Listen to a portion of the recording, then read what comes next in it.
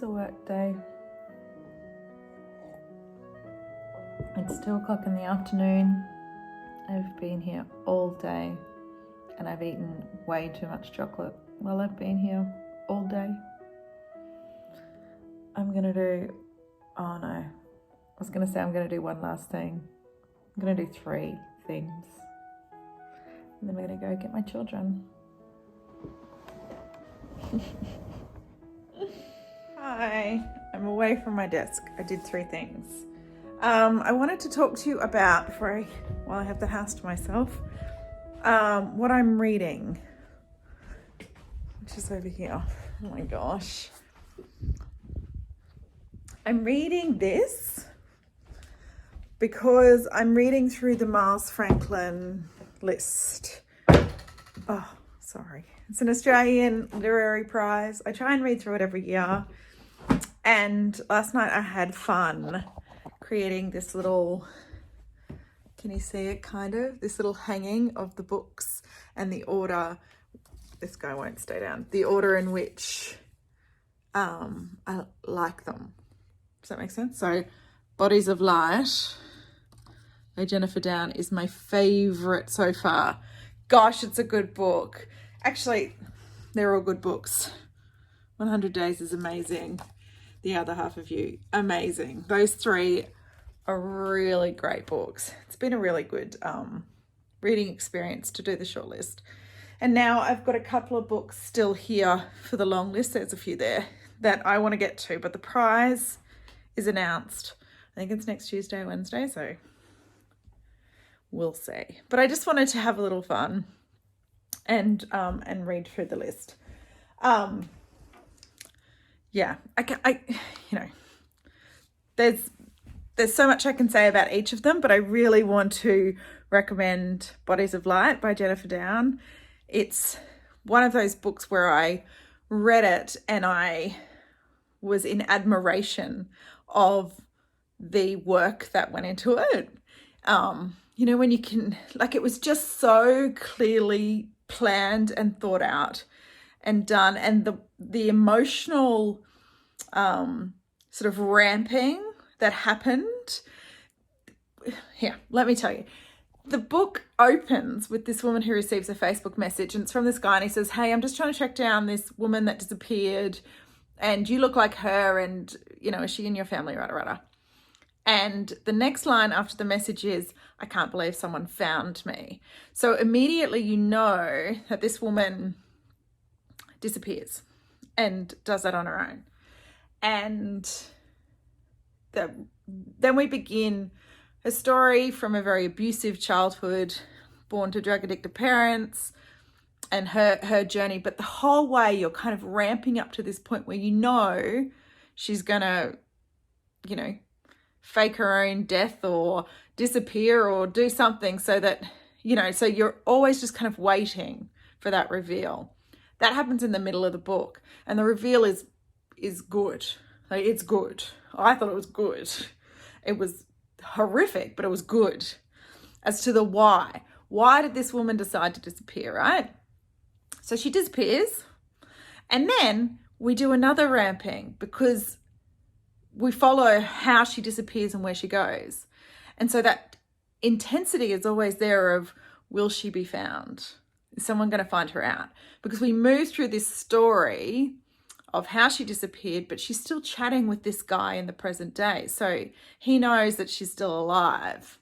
Yeah, it's this really cool then ramping then. And you get so invested in her as a person because she's had a shit life and shit things have happened to her. So you want her to be happy. So there's this investment in where is she going to find that happiness? God, it's good. And the way that it's done, I think it's really, really well thought out, really well planned, really clever, really good. And the writing's great. So yeah, if you see it around, I'd highly recommend it. I'm reading this now. I'm only there. And this is, super interesting. This is about a author who's gone to a beach house to write his book.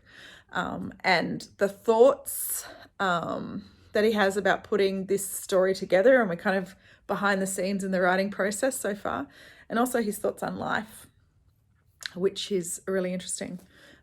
He is a gay man, and he's had thoughts about that, but he's also had thoughts about writing as a profession, creativity as a profession. He's from Greek descent, and Greek immigrants in Australia, so there's those thoughts. A lot's being crammed in. I have had to use the dictionary a lot and I can't remember the words. I said to myself, don't just look up these words and forget them, but I think I've already done that. But yeah, I think this is my first Chalkus, I think that's how you say his name, Chalkus? I'll look it up. Yeah, he's very famous for a book called The Slap, which I can't bring myself to read. But Jacqueline, my friend Jacqueline from 6 Minutes for Me, she has always praised his writing. So yeah, really, it's really intense, but good. So yeah, I want to get this read and another one read before the prize is announced. So wish me luck on that. Wish me luck on the afternoon pickup too, because that's where I'm going to go. Oh God, I've ordered an oil diffuser, which I have to go and pick up off Marketplace. I do all of these Facebook Marketplace orderings in the middle of the night. And then the next day me just curses the middle of the night me, because I'm like, God, now I have to go pick it up.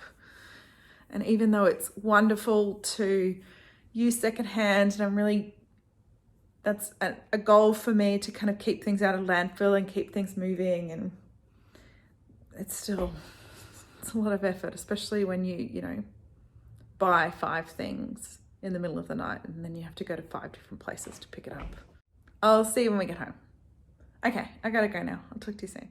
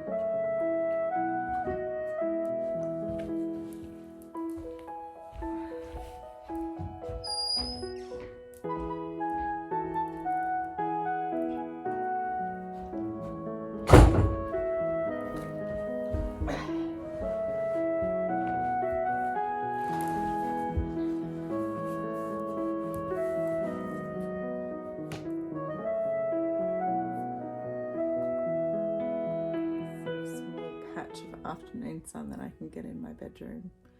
So I just had a shower and got into my comfy clothes, and yeah, sit and just feel that warmth on my face. It's so nice.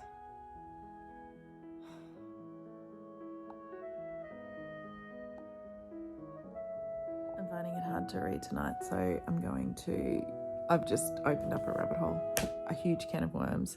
I listened to a podcast called Chat 10 Looks 3, and they have a sort of Facebook page group situation where lots of people comment about, what they're watching, what they're reading, what they're cooking, whatever's going on. And yeah, they're all my kind of people. So I just opened it up because I was checking on Fitzy's football games, and I never open Facebook. And there was just something that interested me that I saw, and yeah, now I'm down a rabbit hole, got my journal, just gonna make huge lists that I'm never gonna get through, just the usual Natalie stuff. But I'm not really feeling the reading. This book is really intense and wordy, and it's a lot. You need to be switched on to read it. It's not bad, you just need to be switched on, and I'm not. It's the end of a really long day. Just going to have the spanakopita that is in my oven, that I hope is cooked by now, and just make ridiculous amounts of lists. That's how I'm going to end up my night. Sounds delightful, doesn't it?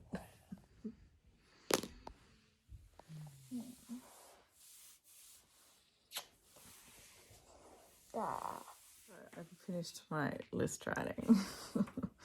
We're all at the end of the day. I got watching recommendations, I got podcast recommendations, and I got recommendations for plants for a cottage garden. So all in all, I would say that's a pretty good day on the Chat 10 Looks 3 Facebook group thing. Maybe I should actually work my way through some of these lists. There would be, I don't know, 10 journals lying around with lists of this sort of stuff that I've never tried. Not to mention the Pinterest boards that just sit there. But, you know, when you like writing lists, you may as well just write them and realise that nothing will ever get ticked off. Anyway, this is going to be the end of my day. The kids are about to go to bed and I'm going to go to bed with them. We had such a late night last night watching a football game. Don't ask. And yeah, so we're all just a little bit buggered. Paddy's just finishing off ironing his uniform for tomorrow. And then we're going to crash out. So I'm going to sign off and edit this vlog and finally put up the daily vlog that I've been meaning to film and put up. I always worry at this point that I've, just had such a boring day and people won't be interested, but I think I just am going to post and get back in the rhythm of it. So I'm going to see you tomorrow. No, I'm not going to make that promise. I'll see you in the next video. Thanks for hanging out with me today.